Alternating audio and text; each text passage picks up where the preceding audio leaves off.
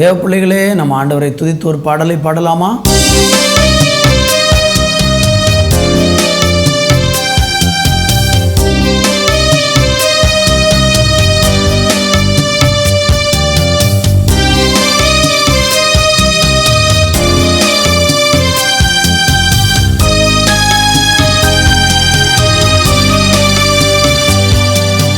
மறவா இயேசு மறவா, உம்மை ஒரு இமை பொழுதிலும் மறவா. மறவா இயேசு மறவா, உன்னை உருவாக்கிய இயேசு மறவா. அழைத்தவர் உன்னை மறவா, அபிஷேகம் செய்தவர் மறவா. அழைத்தவர் உன்னை மறவா, அபிஷேகம் செய்தவர் மறவா. மனிதனின் அன்பு நிலை மாறினாலும் மகிமையின் தேவன் உன்னை மறவா. மனிதனின் அன்பு நிலை மாறினாலும் மகிமையின் தேவன் உன்னை மறவா. மகிமையின் தேவன் உன்னை மறவா. மகிமையின் தேவன் உன்னை மறவா. மறவா இயேசு மறவா, உன்னை ஒரு இமை பொழுதிலும் மறவா. மறவா இயேசு மறவா, உன்னை உருவாக்கிய இயேசு மறவா.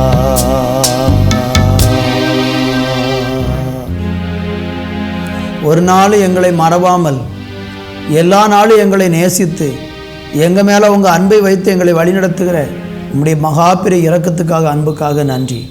இந்த நாளை நீர் எங்களுக்கு ஆசீர்வதித்து கொடும். உடைய கரத்திலே ஒப்பு கொடுக்கிறோம் இயேசுவின் நாமத்தில் பிதாவே, ஆமேன் ஆமேன். அன்பு தேவ பிள்ளைகளே, இந்த நாளில் நம்ம தியானிப்பதற்காக சங்கீதம் 53 அதனுடைய 6வது வசனம். சியோனிலிருந்து இஸ்ரவேலுக்கு ரட்சிப்பு வருவதாக, தேவன் தம்முடைய ஜனத்தின் சிறையிருப்பை திருப்பும்போது யாக்கோபுக்கு களிப்பும் இஸ்ரவேலுக்கு மகிழ்ச்சியும் உண்டாகும்.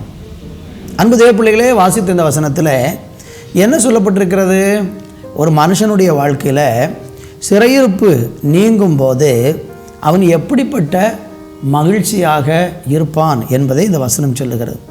தேவன் தம்முடைய ஜனத்தின் சிறையிருப்பை திருப்பும்போது யாக்கோபுக்கு களிப்பும் இஸ்ரவேலுக்கு மகிழ்ச்சியும் உண்டாகும் என்று சொல்லப்பட்டிருக்கிறது. சிறையிருப்பின் வாழ்க்கை என்று சொல்லும்போது சில காரியங்களுக்கு நாம் அடிமைப்பட்டு அதிலிருந்து வெளியே வர முடியாமல் இருக்கிற காரியத்தை தான் வேதம் சிறையிருப்பு என்று சொல்லப்பட்டிருக்கிறது. 2 விதமான சிறையிருப்புகள் உண்டு. ஒன்று, ஒரு மனுஷன் உலகத்திலே பாவத்திற்கு அடிமையாகி பாவத்தாலும் பிசாசாலும் சிறைபிடித்து இருக்கிற ஒரு நிலை சில மனிதர்களுக்கு உண்டாகும். சிலர் தேவனை அறிந்த பிறகும் அவங்க தேவனை விட்டு விலகி பின்மாற்றம் அடைந்து போகும்போது அவங்களும் ஏதோ சில காரியங்களில் அடிமைப்பட்டு சிறை பிடிக்கப்பட்டு வெளியே வர முடியாமல் ஒரு ஜெயிலில் இருக்கிறது போல அவங்க இருந்து கொண்டிருப்பாங்க. இன்றைக்கி உங்கள் வாழ்க்கையை கொஞ்சம் யோசித்து பாருங்கள். நீங்கள் ஏதாயிலும் காரியத்தில் சிறை பிடிக்கப்பட்ட மானிக்கு ஃபீல் பண்ணுறீங்களா? உங்களை ஏதோ பிடித்து கட்டி வைத்திருக்கிறது, அல்லது ஏதோ காரியத்துக்கு நீங்கள் அடிமை ஆயிட்டீங்க. உங்களால் அதிலிருந்து வெளியே வரணும்னு நினைக்கிறீங்க, ஆனால் முடியலை. சிறையில் இருக்கிறவங்கள பாருங்கள், வெளியில் வருவதற்கு ஆசைப்படுவாங்க, ஆனால் அவங்களால வரவே முடியாது. காரணம், அவங்க ஒரு அதிகாரத்துக்கு கட்டுப்பட்டு அவங்க அடக்கப்பட்டிருக்கிறாங்க.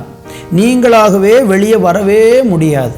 அப்படியானால் நீங்கள் நன்றாக கவனிக்கணும், ஒரு மனுஷன் தன்னுடைய சுய முயற்சியினால் அவன் சிறையிருப்பிலிருந்து வெளியே வரவே முடியாது. அப்படியான சிறையிருப்பிலிருந்து வெளியே வருவதற்கு என்ன செய்யணும்? இந்த சிறையிருப்பில் இருக்கும்போது என்ன நடக்கும் அப்படின்னு பார்த்தீங்கன்னா, மகிழ்ச்சி போயிடும், களிப்பு போயிடும். அதாவது சுருக்கமாக சொன்னால் சந்தோஷமே இருக்காது. எப்பவும் அழுது புலம்பி துக்கம் வேதனை, அழுகை, இப்படிப்பட்ட ஒரு நிலையில தான் ஒரு மனுஷன் சிறையிருப்பில் இருப்பான். அப்போ அந்த சிறையிருப்பில் இருக்கிற மனிதனுக்கு விடுதலை உண்டா என்று கேட்டால் வேதம் சொல்லுகிறது, தேவன் தம்முடைய ஜனத்தின் சிறையிருப்பை திருப்புவாராம். அப்போ கர்த்தர் ஒரு மனுஷனுடைய சிறையிருப்பிலிருந்து அவனை விடுதலையாக்க முடியும். அது தேவனால் நடக்கும் என்று வேதம் சொல்லுகிறது. எப்படி ஒரு மனுஷன் ஏதோ ஒரு சிறையிருப்பிலிருந்து விடுதலை பெறுவதற்கு மனுஷன் எப்படி விடுதலை ஆவான் என்பதை குறித்து வேதம் உபாகம புத்தகத்தில் 30ஆம் அதிகாரத்தில் சில வசனங்கள் நமக்கு சொல்லுகிறது. பாருங்கள், இன்றைக்கி நீங்கள் பாவத்தில் சிறைப்பிடிக்கப்பட்டிருக்கலாம், அல்லது சாபத்தில் சிறைப்பிடிக்கப்பட்டிருக்கலாம், வியாதி என்கிற சிறைப்பிடிப்பில் இருக்கலாம், சிலர் கடன் என்கிற சிறைப்பிடிப்பில் இருப்பாங்க, சிலர் சில மனிதனுக்கு அடிமையாகி அவங்க பிடியிலிருந்து வெளியே வர முடியாமல் சிறைப்பட்டு போன ஒரு வாழ்க்கை வாழ்ந்து கொண்டிருப்பாங்க. இப்படி ஏதோ ஒரு விதத்தில் நம்ம சிறைப்பிடிக்கப்பட்ட ஒரு வாழ்க்கை வாழ்ந்து கொண்டிருக்கிறோம்னா கர்த்தருடைய வார்த்தை நமக்கு தெளிவாக சொல்லுகிறது, அந்த சிறையிருப்பை ஆண்டவர் திருப்புவார், கர்த்தர் திருப்புவார். என்ன செய்ய வேண்டுமா? 3வது வசனம் 30:3 சொல்லப்பட்டிருக்கிறது, உன் தேவனாகிய கர்த்தர் உன் சிறையிருப்பை திருப்பி உனக்கு இறங்கி உன் தேவனாகிய கர்த்தர் உன்னை சிதறடித்த எல்லா ஜனங்களிடத்திலும் இருக்கிறவனை திரும்ப சேர்த்து கொள்வார். பார்த்தீங்களா? அப்போ ஆண்டவர் இறங்குவாராம். ஒரு மனுஷன் சிறைப்பட்டு கிடக்கிறோம்னா அவன் மேலே ஆண்டவர் இறங்குவார். எப்பொழுது அந்த மனுஷன் மேலே ஆண்டவர் இறங்குவார் என்றால் 1வது வசனத்தினுடைய 2வது பகுதி இப்படியாக சொல்லுகிறது. அங்கே நீங்கள் கவனிச்சிங்கன்னா தெரியும். ஆரம்பத்திலிருந்து வாசிக்கிறேன். நான் உனக்கு முன்பாக வைத்த ஆசீர்வாதமும் சாபமாகிய இந்த காரியங்களை எல்லாம் உன்மேல் வரும்போது உன் தேவனாகிய கர்த்தரால் துரத்திவிடப்பட்டு எல்லா ஜாதிகளிலும் நீ போயிருக்கும்போது நீ உன் இருதயத்தில் சிந்தனை செய்து உன் தேவனாகிய கர்த்தரிடத்திற்கே திரும்பும்போது, இந்த இடத்துல 3 காரியம் சொல்லப்பட்டிருக்கிறது. அந்த 2 வசனத்தில் ஒன்று, உன் இருதயத்தில் நீ சிந்திக்கணும். நீ யோசித்து பார்க்கணும், எனக்கு ஏன் இந்த சிறையிருப்பு அப்படி சிந்திக்கணும். நிறைய பேர் சிந்திக்கிறது இல்லை.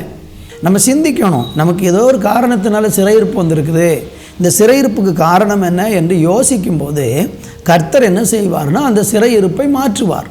அந்த சிறையிருப்பை மாற்றுவார். அப்படி சிறையிருப்பு ஒரு மனுஷனுக்கு மாறும்போது ஸ்தோத்திரம், அவன் சிந்தனை செய்யணும்.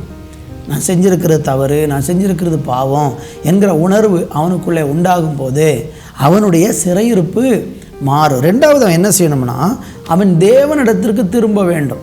நீங்களும் கூட இன்றைக்கு உங்கள் சிறையிருப்பு மாறணும்னு விரும்புகிறீங்கன்னா நீங்கள் தேவன் பக்கமாக திரும்பி பாருங்கள், உங்கள் சிறையிருப்பு மாறிடும். அடுத்து என்ன சொல்கிறாரு பாருங்கள், அவருடைய சத்தத்துக்கு செவி கொடுக்கணும். சிறையிருப்பு நீங்கணும்னா தேவனுடைய சத்தத்திற்கு நம்ம செவி கொடுத்தால் தேவன் நம்முடைய சிறையிருப்பை மாற்றுவார். இன்றைக்கி உங்கள் சிறையிருப்பை கட்டாயம் தேவன் மாற்றுவார். நான் உங்களுக்காக ஜெபிக்க போகிறேன். நீங்கள் உங்கள் வாழ்க்கையை ஒப்பு கொடுங்க, சிந்தனை பண்ணுங்கள், தேவன் பக்கமாய் திரும்புங்க, அவருடைய சத்தத்துக்கு செவி கொடுக்க இடம் கொடுங்க.